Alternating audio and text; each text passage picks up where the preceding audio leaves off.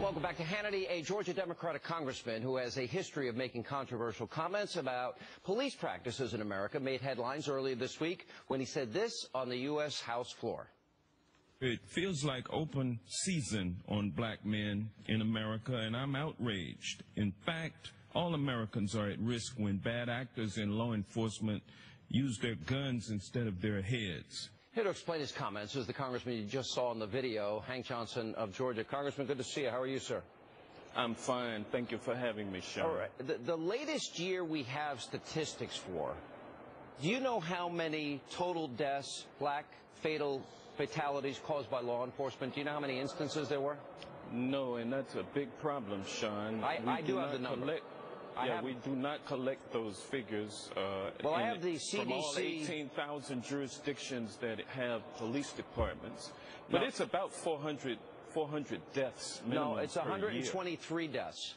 That for the year, the last year that we have, 2012, from the CDC. Do you know for 2013, the FBI, the latest statistics that we have, murder statistics, black on black crime, you know how many actual murders took place in 2013? Well, I tell you, this is a problem that we have in our society with crime. But I'll give you the number. There's a big disparity.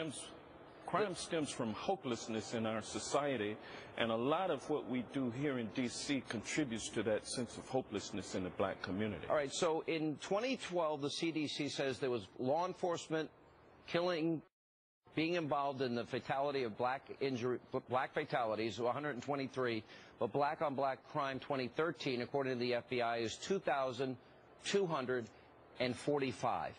Your comments are against the police department and militarization. Isn't it a bigger issue, black on black crime?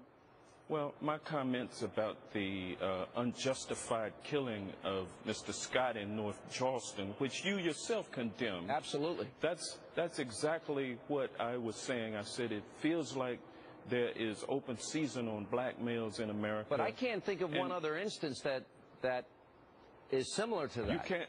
You can't think of one other instance where there has been an unjustified killing that looked like an assassination. Has been caught on tape. That looked like an assassination. Well, it doesn't get much more graphic than that. Yeah. You're right about that. But the Michael Brown case wasn't like that. The Trayvon Martin case wasn't like that. Well, I don't want to argue specific cases, Sean, but what we have seen is a revelation, a cascade of black males being killed at the hands of law enforcement. Well, can you name one other example? I gave you the numbers. Well, 123 total versus 2,245 black on black crime. Well, I can tell you that according to the Department of Justice figures for 2013, 420 deaths. And out of that 420 deaths, Sean, black males were 4 times as likely to face death after being taken into custody. Congressman, I think we're on the same page here. But I don't think there are some bad cops. That's one case that you got right. Those numbers are dramatically lower than the incidences of black on black crime. And I believe every one of these kids, every one of these statistics, we need to save their lives.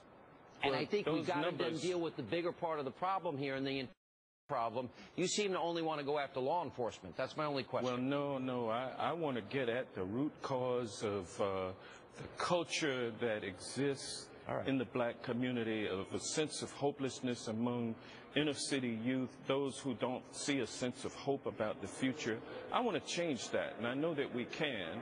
But on this issue of police brutality towards black males in this nation, I think that's something that we need to recognize, and that's also something that legislation can help with.